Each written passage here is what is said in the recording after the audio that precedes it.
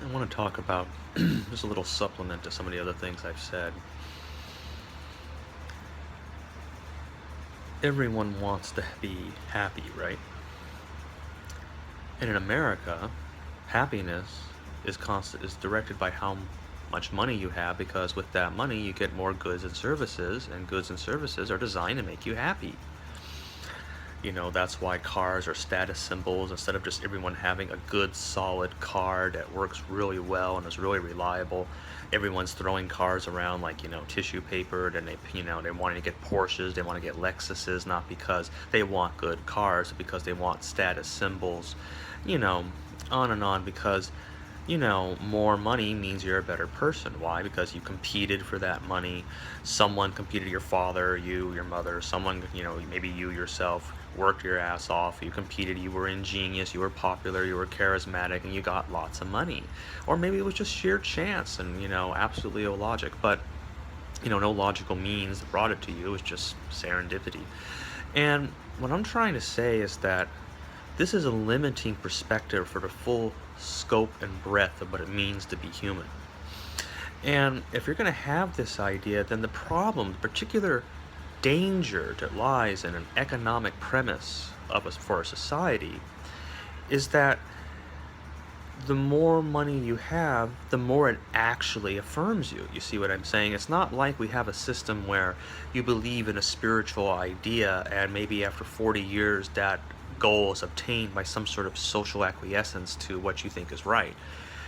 When you're dealing with money, you get money and you're affirmed right here and now. Okay? And you can get things you want right here and now. And so, the more money you have, then the more things you can get, and tangibly, the more power you have around you, because other people are willing to do things for you so that they can have some money.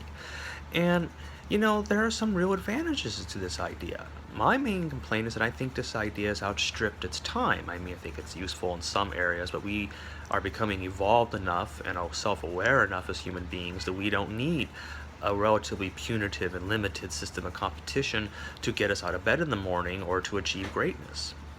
And what's more is that system is actually inhibiting us, just like Catholicism was said to inhibit scientific and intellectual development, from obtaining the kind of enlightenment and soul, seeking satisfaction or self-actualization that we seem to be seeking on some level. And so what I'm saying is that when, you start talking about how, like, how much money someone has must equal how successful they are, or like the cream rising to the top, etc. You're actually, you're participating in a very dangerous form of affirmation, and it's a form that can actually be deleterious to good ethics, or to even being able to see any other way of existence, because the system itself, unless it's somehow self-adjusts, essentially is always going to have winners, winners and losers, and it's always going to be easy to tailor those things one way or another through social engineering or cultural, mores to silence someone's voice.